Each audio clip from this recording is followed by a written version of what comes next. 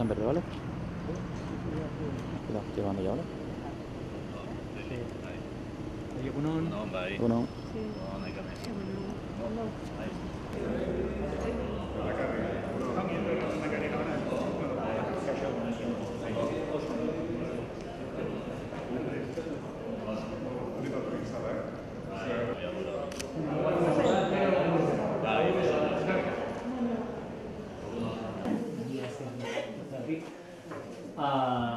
Bueno, esaten duten bezala, aurkeztuko dizuegu teknika txikia edo ez oso sofistikatua, ez oso glamurosua irudi daiteke, baina paziente hau da, titi inguruko mikropigmentazioen helburua.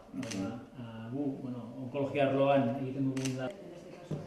La más conocida es la mutación del BRCA. Entonces, cuando en determinadas familias se le puede hacer un estudio para ver si es portadora de esa mutación. Eso quiere decir que tiene más probabilidad de ser, son susceptibles de decidir hacerse una mastectomía bilateral. Incluso después de cumplir el deseo, sin haber padecido cáncer, en los dos ovarios y las trompas, porque también hay mayor probabilidad de esos cánceres. Pues en esos casos son mujeres que se someten a una mastectomía. Esa es dentro del lo que pasa es que sí se hace. Estamos muy tranquilos.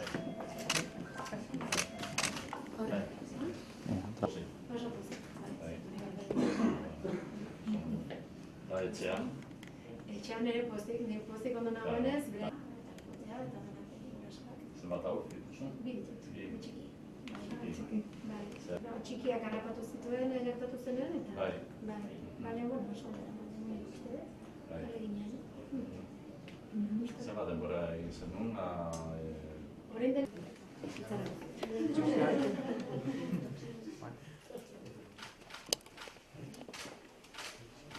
Sailburua, Osakidetzaren zuzendari orokorra eta onkologikoaren arduradunok, jaun-andreok, kideok, guztiok, egunon. Eta eskerrik asko garatzen ari zareten programa bertatik bertara ezagutzeko aukera eman didazuelako. Minbiziaren aurka borrokatzea eta paziente onkologikoei tratamendua hobetzea gure lehentasun bat da. Bide horretan, 2018-2023 plan onkologikoa emaitza positiboak ematen ari da. Detekzio goiztiarreko programak lagundu du eragindako emakumeen heriotza tasa nabarmen murrizten eta bizikalitatea hobetzen. Zehazki, 1985-etik Osakidetzak 2.100.000 mamografia egin ditu. Ia 10.000 minbizi detektatu dira, gehienak fase goiztiarretan. Emakumeen 83%ak bularraren tratamendu kontserbadore ez inbaditzailea jaso zuen. Prebentzioan aurrera egiten jarraitu behar dugu. Horrela, Europaren buruan dauden biziraupen tasak hobetzen jarraituko dugu. Lorpen hori talde lanaren emaitza da. Berriz ere, eskerrak ematen dizkiek pazientei eta haien familiei hainune delikatuetan arreta ematen dieten profesionalei. El Plan Oncológico 2018-2023 está dando resultados en la lucha contra el cáncer y la humanización del tratamiento a pacientes oncológicos. Esta es una prioridad del Gobierno vasco. Este plan nos va a permitir seguir avanzando en la prevención y detección precoz, también mejorando las tasas de supervivencia que se sitúan ya a la cabeza de Europa. Este logro es fruto del trabajo colectivo. Es por lo que también reitero el agradecimiento a las y a los profesionales que atienden a las personas pacientes y sus familias en unos momentos tan delicados. El programa de detección precoz ha contribuido a disminuir notablemente la mortalidad y mejorar la calidad de vida de las mujeres afectadas. Desde 1995, Osakidetza ha realizado 2.600.000 citaciones y 2.100.000 mamografías. Se han detectado casi 10.000 cánceres, en su mayoría en estadios precoces. Además, el 83% de las mujeres recibió un tratamiento conservador, no invasivo de la mama.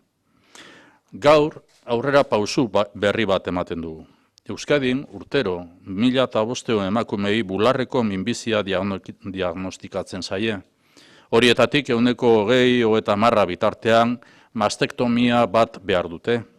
Beraz, urtero, 300 emakume inguruk jasoko dute osasun zerbitzu publikoaren prestazio berri hau. El mes de septiembre comenzó la formación de profesionales de enfermería en la técnica de micropigmentación. Hablamos de un proceso que reviste una enorme importancia, ya que se trata del último paso que culmina la reconstrucción de la mama tras la mastectomía. A nadie se le escapa la trascendencia física, psicológica y anímica de un hito que marca de manera simbólica la transición de paciente a superviviente. La formación de profesionales está en su recta final y hoy podemos anunciar que a partir de diciembre Osakidetza incluirá esta prestación en su cartera de servicios. En Euskadi, cada año 1.500 mujeres son diagnosticadas de cáncer de mama. Entre un 20 y un 30% requieren ser sometidas a una mastectomía.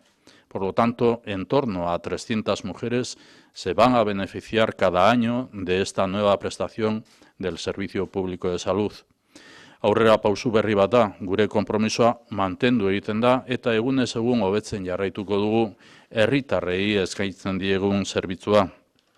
Zerbitzu hori funtsezkoa da pertsonen ongizatea eta bizikalitatea hobetzen jarraitzeko. Eskerrik asko profesional guztioi eta guztiok egun ona izan dezagula.